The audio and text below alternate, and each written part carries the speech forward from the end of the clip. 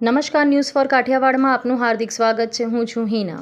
અમદાવાદ મધ્ય જેલ ખાતે એક નઈ ઉમેદ યોજના અંતર્ગત જેલમાં રહેલ બંદીવાનોના બાળકોને ભણતરમાં પ્રોત્સાહન મળી રહે તેવા ઉમદા હેતુથી રાજ્યની અલગ અલગ જેલોમાં રહેલ બંદીવાનોના બાળકો કે જેમણે વર્ષ 2025માં ધોરણ 10, 12 કે તેનાથી ઉચ્ચ અભ્યાસક્રમોના આખરી વર્ષની પરીક્ષા ઉત્તીર્ણ કરેલ તેવા બાળકોને પ્રોત્સાહન ઇનામ સ્વરૂપે રોકડ પુરસ્કાર તથા પ્રશંસાપત્ર આપવા અંગેના કાર્યક્રમનું આયોજન કરવામાં આવ્યું।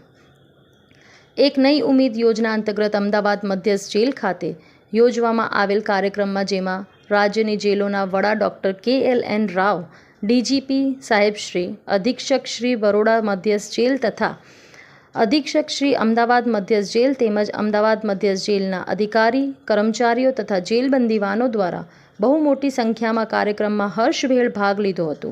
આ કાર્યક્રમમાં રાજ્યની અલગ અલગ જેલોમાં રાખવામાં આવેલ બંદીવાનોના કુલ 38 બાળકો કે જેમણે ધોરણ 10, 12 કે તેનાથી ઉચ્ચ અભ્યાસક્રમોના આખરી વર્ષની પરીક્ષા ઉત્તીર્ણ થયેલ બાળકો તેમના સગા સંબંધીઓ સાથે કાર્યક્રમમાં ઉપસ્થિત રહ્યા હતા।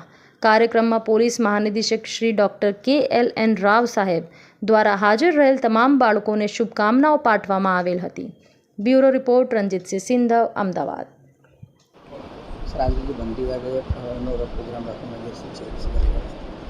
આજે સાબરમતી સેન્ટ્રલ જેલમાં બંદીવાન ભાઈઓના જે બાળકો છે અને જે 10મી, 12મી અને જે ઉચ્ચસ્તર અભ્યાસમાં જે ઉત્તીર્ણ થયેલ છે અને તેજસ્વી છે અને એ બાળકોને આપણે પ્રોત્સાહન ઇનામ આપવામાં આવી રહી છે।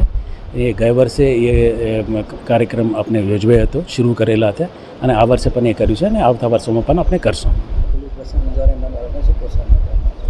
હા, એ પ્રોત્સાહન આપવામાં એટલા માટે આવીએ છીએ કે આપણે જાણીએ છીએ કે એ લોકોના વાલીઓ છે એ જેલમાં છે અને એ બાળકો ઉપર કેટલી માનસિક અસર થતી હશે અને એ સામે કરીને એ લોકો આવીને એક ઉચ્ચસ્તર અભ્યાસ કરીને એ ઉત્તીર્ણ થયેલ છે અને સારી પરફોર્મન્સ દેખાવ્યું છે, તો એ લોકોને ખૂબ ખૂબ આપણે બિરદાવવું જોઈએ તાકે એ આગળ વધીને એ સામાન્ય સમાજમાં એ આવી શકે।